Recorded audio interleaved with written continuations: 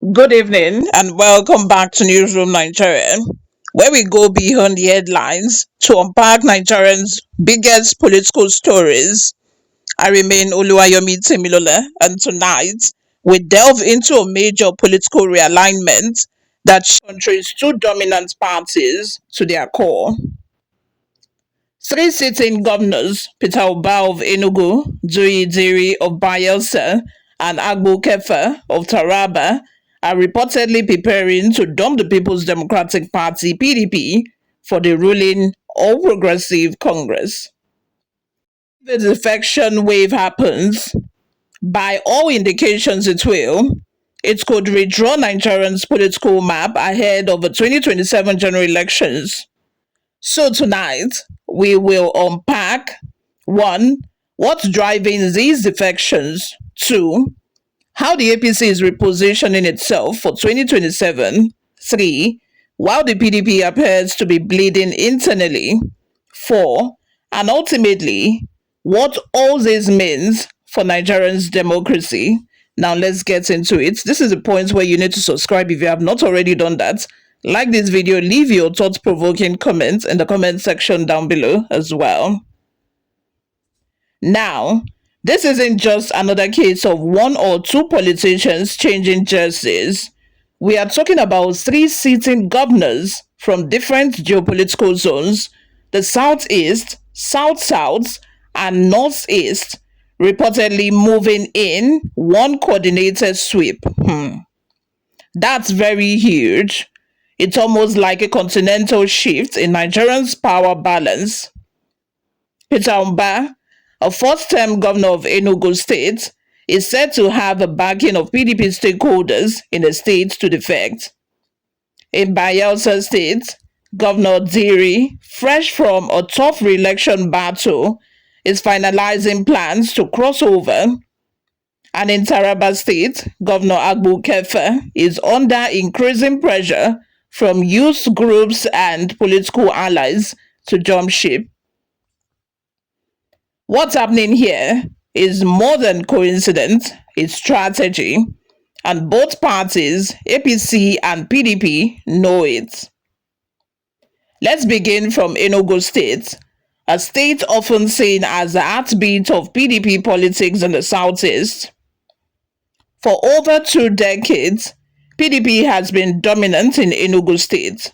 The party has produced consecutive governors there since 1999. So why is Mbah, a relatively new governor, ready to abandon that legacy?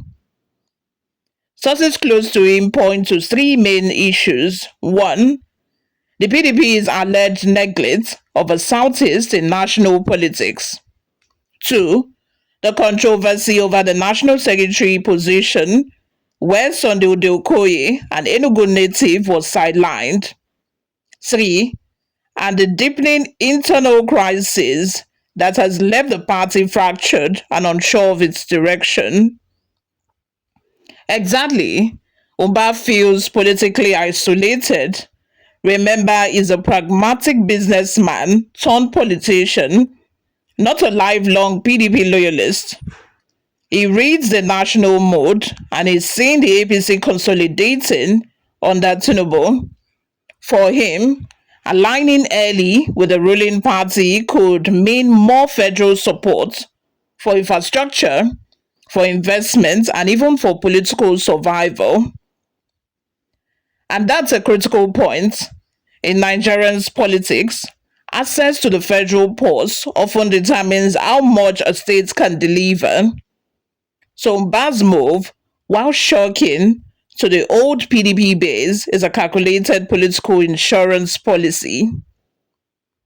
Now, let's sail down south to the oil-rich Bayelsa State, where Governor Douye Diri's rumored defection has stirred more controversy than confirmation. Diri's case is emotional because Bayelsa is a home of a PDP itself. The state that produced Goodluck Jonathan, one of PDP's most iconic figures. Yes, that's what makes it politically sensitive.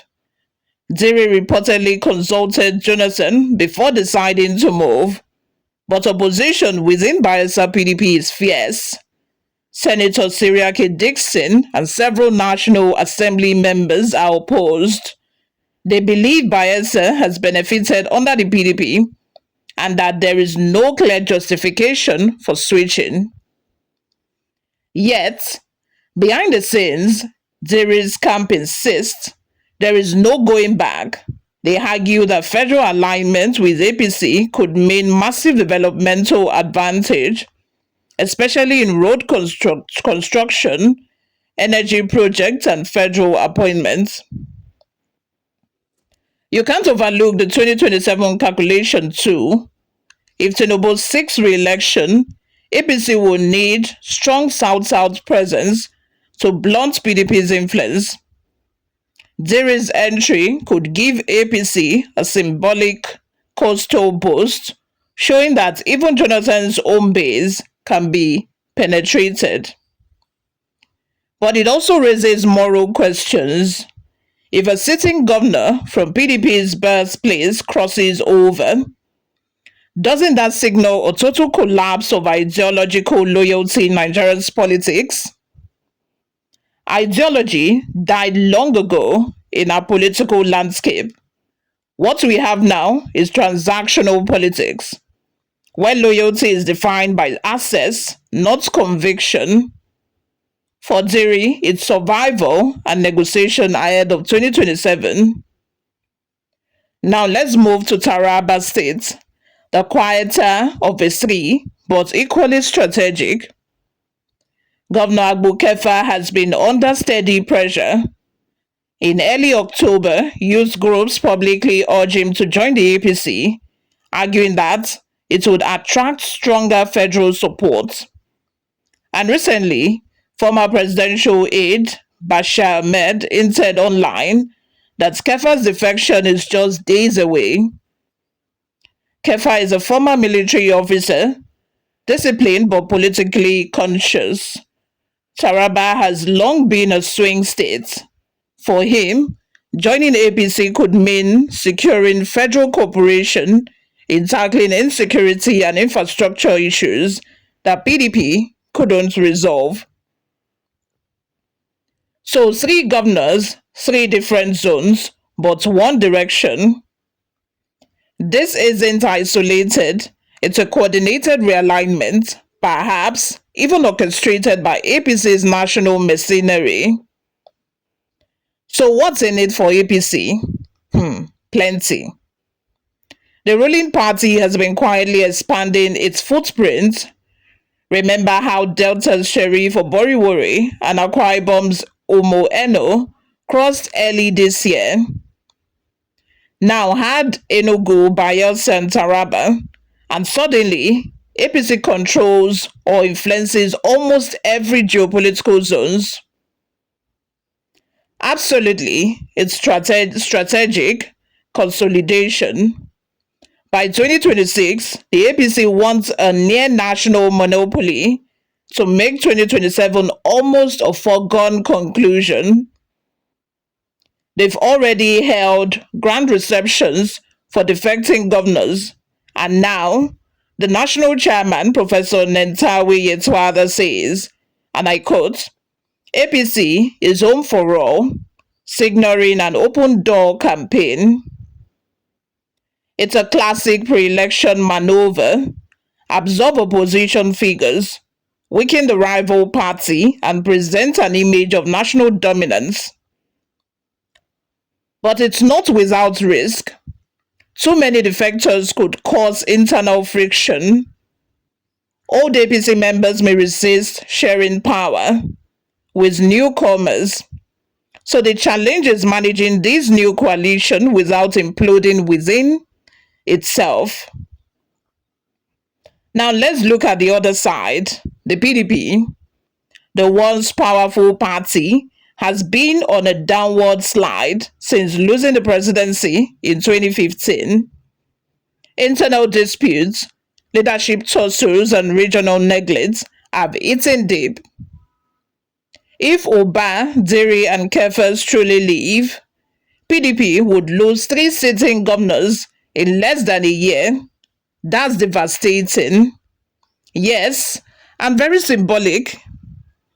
It tells the electorate that PDP can no longer protect or retain its top members. It could trigger a chain reaction. More lawmakers, commissioners, even local government chairmen following suit. And with that, 2027 could become a one-party race, which ironically weakens democracy itself. Exactly, Nigerians' democracies thrive on competition. If your opposition collapses, there is little accountability left. Let's pause for a moment. In all of this political chess, where do the people stand? 3 governors switching parties doesn't just affect politicians, it affects governance, policies, and even state budgets. Projects might get rebranded, contracts re-rewarded, and development priorities reshuffled. And don't forget voter fatigue. When people see their leaders switching parties so easily, they lose faith in the entire political system. The question becomes, if parties don't stand for anything, why should citizens care who wins? That's the real tragedy, the erosion of trust. Defections may serve short-term political goals, but they damage long-term democratic culture. So let's look ahead. If this wave continues, by 2027, APC could control at least 25 states outright. That means a commanding edge going into 2027, with the PDP reduced to a regional force in a few states. Unless the PDP reinvents itself, new leadership, stronger message, and maybe even a merger, it risks becoming politically irrelevant. Meanwhile, APC's challenge will be internal discipline, ensuring that old and new members coexist without tearing the party apart. And the electorates, they would have to decide whether they want continuity or fresh alternative, that's if one exists. So as we wrap up tonight's deep dive, the expected defections of Mbah, Diri and Kefas are not just state-level events, they represent a broader national trend, the slow unraveling of Nigerians' opposition, and the strengthening of an already powerful ruling party. Whether that's good or bad for democracy depends on how the APC handles power and whether the PDP finds a way to recover. But one thing is clear, Nigerians' political map is shifting again, and the 2027 race has already begun. This is Newsroom, and my name remains Oluwayomi Temilola. Stay tuned, stay questioning, and stay engaged. Have a good night, and I'll see you in my next video. Bye for now.